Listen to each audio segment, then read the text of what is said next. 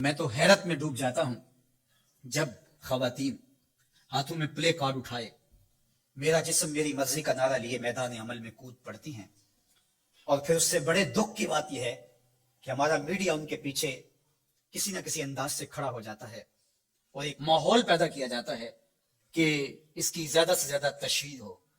میرا معاشرہ، میرا دین، میری مشرقی روایات، میرا کلچر، میرا تمدن، میری تہذیب اس کی حمایت نہیں کرتا۔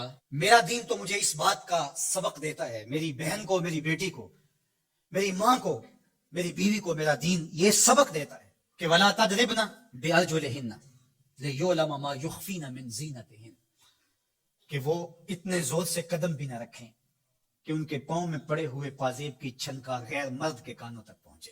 جو اسلام اپنی شہزادیوں کے پاؤں میں پڑے ہوئے پازیب کی جھنکار بھی غیر مرد تک جانے سے روکتا ہے، تو کیسے گوارا کیا جا سکے کہ ٹھمکے لگا کے عورتیں ہاتھوں میں پلے کارڈ اٹھائے بلند آواز سے نعرے لگا رہی ہوں اور جو ہے وہ دھمک دھمک کر کے جو ہے وہ اپنے حقوق مانگ رہی ہو۔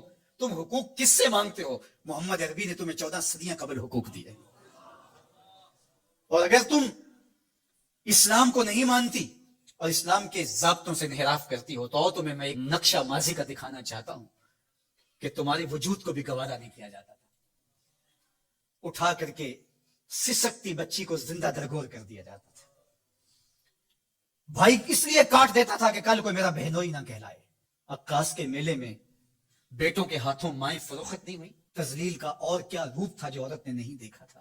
یہ تو اسلام کا فیض ہے کہ اسلام نے ماں کا روپ دیا، اسلام نے عورت کو بہن کا روپ دیا، عزتوں کی مسند پہ بٹھایا۔ بیٹیاں زندہ درگور ہو رہی تھی، میرے حضور نے کہا میری فاطمہ میرے جگر کا ٹکڑا ہے۔ اس کو بتایا کہ تو تکریم کی جگہ پہ ہے، تو عزت کے مقام پہ ہے، اور حضور علیہ السلام سے سیدہ ملنے آتی، حضور اٹھ کے استقبال کرتے۔ عورت کہتی ہے مجھے حق نہیں دیا گیا جتنے حق تجھے دیے گئے۔ مرد کو وراثت میں ایک حق دیا گیا، عورت کو 2 حق دیے گئے۔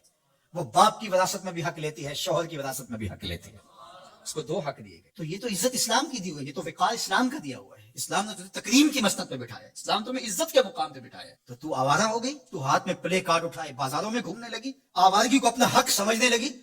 یہ تو نقص تھا، یہ تو جاہلیت کے زمانے کی عورتوں کا مزاج تھا۔ تجھے تو یہ کہا گیا فلا تخضعن بالقول فیطمع الذی فی قلبہ مرض، کہا کہ جب دروازے پہ دستک ہو یا تو فون اٹھا لے، مجبوری ہو کسی غیر مرد سے تجھے بات کرنا، تو تجھے میرا دین کہتا ہے اپنی آواز میں لوچ نہ پیدا ہونے دینا، آواز کو تھوڑا سا کرخت کر دینا، دل کا کوئی روگی تیری آواز کی نرمی سے کوئی اور معنی نہ نکال لے۔